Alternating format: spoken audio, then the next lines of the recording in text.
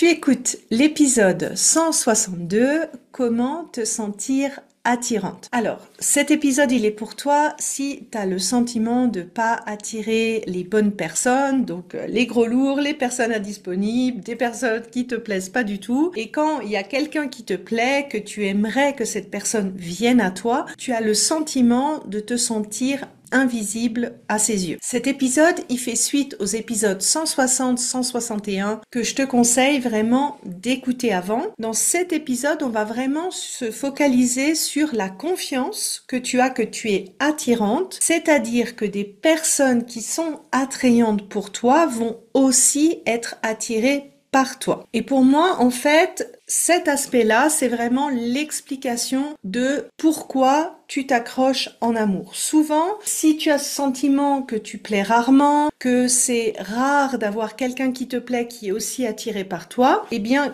quel est le mécanisme qui va se déclencher suite à ça? C'est, tu vas te mettre une grosse pression pour que ça marche, dès qu'une personne montre un petit intérêt, et tu vas essayer d'influencer au maximum le fait que l'autre tombe amoureux de toi. Ce qui est en fait relativement impossible parce que tomber amoureux d'une personne, c'est vraiment un mécanisme qui est propre à la personne en face de toi, comme je l'ai expliqué dans l'épisode 160. Là maintenant, j'aimerais en fait essayer de regarder avec toi quel est l'obstacle qui fait que tu te sentes ou tu te sentes pas attirante. Et souvent, pour moi, c'est fortement lié à l'estimation de si tu peux recevoir et de ce que tu es en droit de recevoir. Si tu as le sentiment que tu n'es pas légitime de recevoir ou que tu es légitime de recevoir que certaines choses, forcément ça va te faire douter de cette capacité à être attirante ou à attirer ce que tu aimerais à toi. Et pour évaluer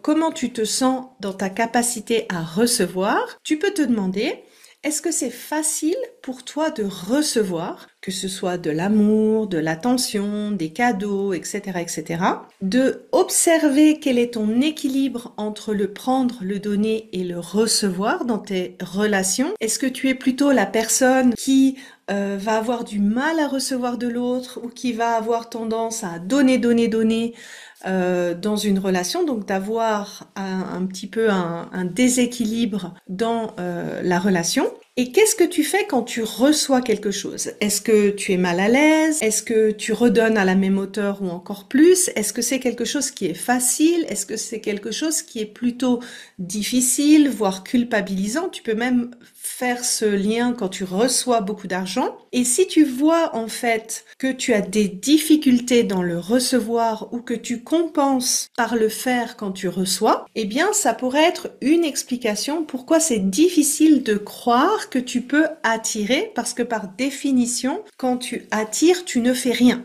Bien sûr, ça prend aussi racine dans tes expériences passées. L'enjeu ici, il est un petit peu différent de l'enjeu que j'ai décrit dans l'épisode 161 sur le fait de te sentir belle et désirable.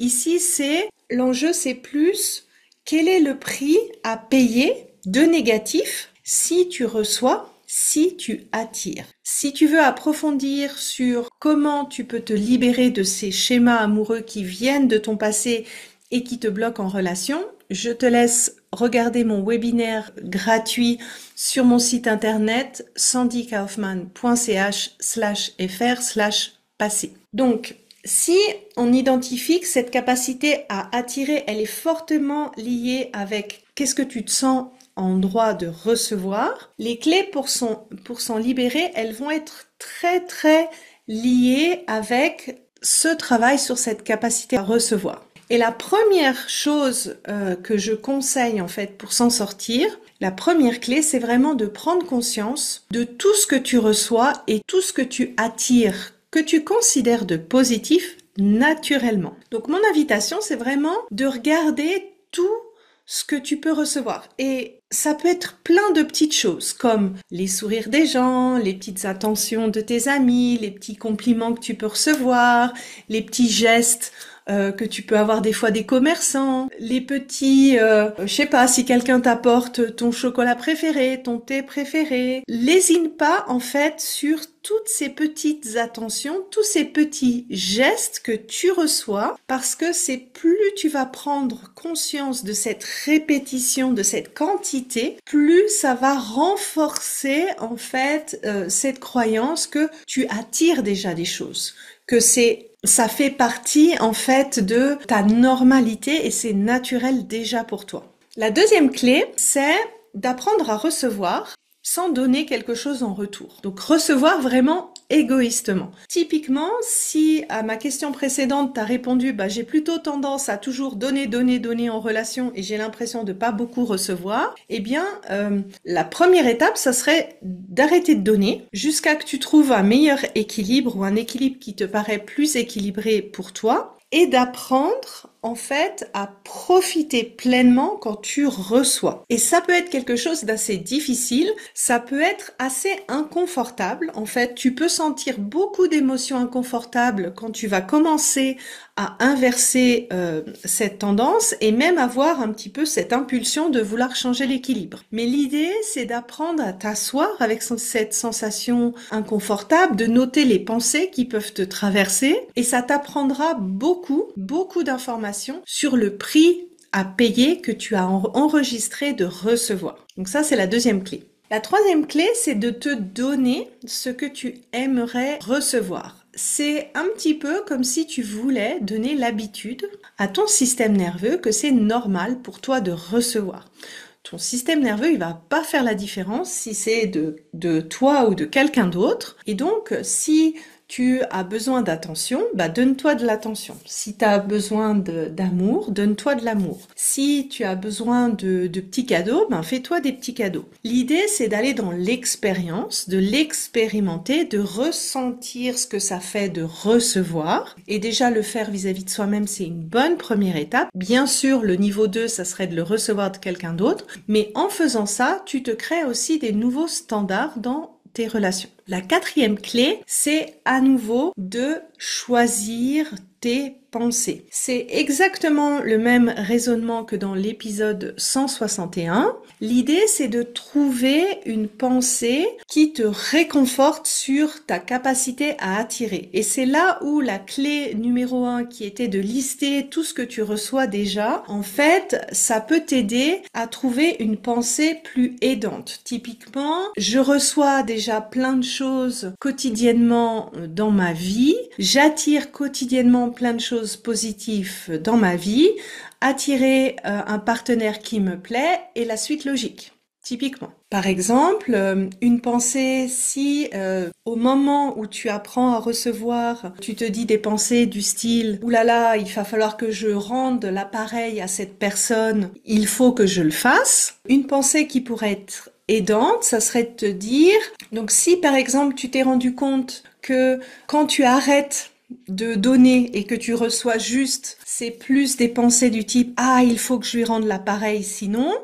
Une pensée qui pourrait être aidante, ça serait quelque chose du style « Quand moi je donne, je n'attends pas forcément un retour immédiat, j'apprends aussi à apprécier la générosité des autres. » Ça, c'est peut-être une pensée qui peut t'aider à accepter de recevoir sans forcément immédiatement ou sans mettre une condition à donner ensuite. Et enfin, un dernier aspect qui est peut-être un peu plus ésotérique, c'est de travailler sur ton aura ou une partie de ton aura qui s'appelle le Radiant Body.